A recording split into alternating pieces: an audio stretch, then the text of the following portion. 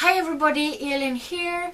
Today I come to you guys with my July wrap up, and as you may have noticed, this video is actually coming up a few days later than usual, and that is because I haven't really had the time to film any videos lately, and that is because my cat has been sick, so I'm trying to get my cat to actually eat food, which has been definitely a struggle, and we're still working on that. But yeah, I haven't had any time to film until now, so that is why this video is up late. But yeah, on to the book part of this video. And yeah, for the month of July I actually read 14 books. I usually like 15-16 books this year, like at this point in my life really. So yeah, I've been working a shitload as well, so I haven't had as much time to read as I would have wanted to, but I mean I did read a lot of books that were quite thick as well, so I mean I don't think it went that bad, although I definitely would have wanted to read more since I actually read 19 books in June, so I mean it's a big fall from 19 to 14, but I mean what can you do? Anyways, I'm going to start telling you guys which books I read and a little bit shortly about what I thought about them and what they're about and everything like that. And the actually last book I read in July was an ARC I got from Cheryl Lowe, which is Vanity in Dust. And this book is in a world where there's a queen and she's sort of takes care of this kingdom with an iron fist, because she makes sure that all the people that lives in the high part of the country are provided with this dust that they take in their tea and in their bakeries and everything, and their cigarettes as well, which keep them sort of mellow and so they don't question anything, and people don't remember how it was to live in this place before the queen started doing this. And also everybody that lives in this country is very freakishly old. And yeah, it's about this guy which name I can't remember because it's second names, awkward. Anyways, and he just had to figure out what the hell is going on and try to save everybody he cares and love. So yeah, I gave this book 3 out of 5 stars. And I also read Harry Potter and the Goblet of Fire in this beautiful edition. And I mean, this one is quite thick. So I mean, it's 617 pages, I think it is. So yeah, I'm pretty happy that I finally read it, because I mean, I want to read Harry Potter all day every day, but because I have so many unread books on my TBR, I haven't actually read a lot of Harry Potter, even though I wanted to, because they don't count on my TBR because I've read them 20 plus times. But I mean, I don't think I really need to tell you guys what this book is about, because everybody and their mother knows. But yeah, of course I loved it shitload. So yeah, I give this book 5 out of 5 stars. Big surprise there. And then I also read Ready Player One by Ernest Cline, and this is a book I've been wanting to read for, I think it's a year or something like that, since my colleagues at work started talking about this book. And this one I actually read with Jamie, just like I did with a lot of books I read this month actually. But yeah, this book is about a guy named Holiday or something like that, and he is filthy rich, and when he dies he puts this sort of like Easter egg in this game, simulation game, and the player that first finds this Easter egg gets to inherit everything this guy owned, and it's a billions and billions of money in this simulation game as well. And they have to like lock up different gates and different like challenges they have to do, and like everybody in this world is like trying to find this egg. And we follow this guy Wade, who's totally a nerd, and it's so awesome. And I mean, it's a lot of 80s reference in this book, but I'm not born in the 80s, I don't really recognize a lot of the references. I mean, I get some of them, but I still felt like it was a really good read, even though I didn't get all the references. I was definitely different, and it was such a good exciting read, and I think I will be doing a review of that. Let me know if you want that. And yeah, I gave this book 4.5 out of 5 stars. And then of course I read 2 review books actually, so I mean that was a good job although they're really thin. But these are Bookshops books written by James Patterson, and this is The Trial and this is The Heist. in the English names.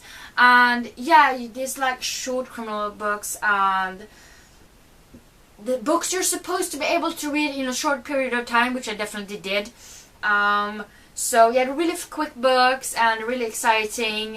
And I did like Rättegången a little bit more than I like this one, because I gave this book 4 stars and I gave this book 3 stars. And then we have Öga för öga, tand för tand by Mats Ahlstedt, and I actually don't have this book on me right now. It's a review book as well, but I don't have it on me right now because my mother actually has that one.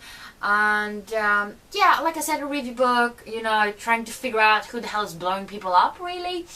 And I really liked the story, and it was really hard to predict what's going to happen. It had some slow parts though, but yeah, I give this book 3 out of 5 stars, I believe. And then we also have Fairest by Marissa Meyer, and this is sort of a book that is between the 3rd book Cress and before the 4th book Winter. And of course I've been wanting to read Winter for a really long time, ever since I finished Cress. So I have to read this book first, and in this one you get to know Queen Levana a little bit better. You get to know how she was as a child and how she grew up and became the woman she is today, really. And it was really good reading, and I felt like I learned a lot, not only about Queen Levana but also Luna and the disease that they talk about in the other books in the series. Yeah, it was really good. And yeah, I didn't really start liking Queen Levana anymore just because I read this book. But yeah, I'm definitely happy that I finally read it. I gave this book 3.5 out of 5 stars. And I actually did pretty darn good this month, I believe, because I actually finished the duology, and these books are pretty thick, so I mean, I'm proud of that.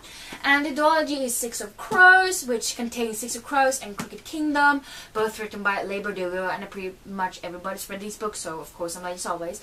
But yeah, I read both of these books with Jamie, and I mean, you pretty much get all you need to know about these books on the cover of Six of Crows, because it says 6 dangerous outcasts, 1 impossible heist, and I don't really feel like you should know anything more going into these books because you'll ruin it.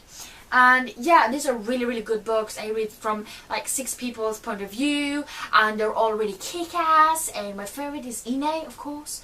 And reading this this duology, I definitely got a new OTP. Anyways, I really love this series, and I think I gave Six of Crows 4 out of 5 stars and Crooked Kingdom 4.5 out of 5 stars. And then I also read The Evolution of Mara Dyer, written by Michelle Hodking, and this one I actually read with Camilla, because we're working our way through this series, so maybe get another finisher soon.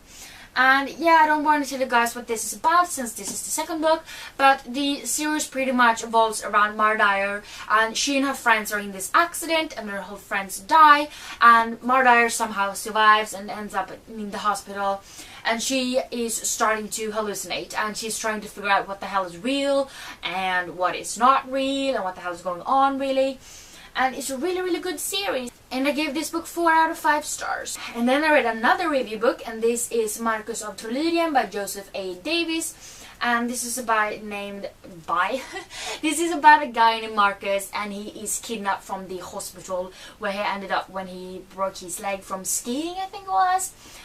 This woman named Diomeda brings him into this new world called Valerian, and yeah, he has to save this country from a couple of monsters, because they think that Marcus is actually this prince whose name I can't remember right now, but yeah. So he goes on this sort of a mission to get all the monsters out of the country, and it was actually really nice and interesting, and was definitely a few customs in this book that was really, really funny. And I gave this book 3.5 out of 5 stars. And then I also read When Dimple Met Rishi by Sandhya Menon, which I read with Jamie. And this book is about 2 Indian teenagers called Dimple and Rishi, obviously. And their parents have sort of decided that they need to get together and they need to get married.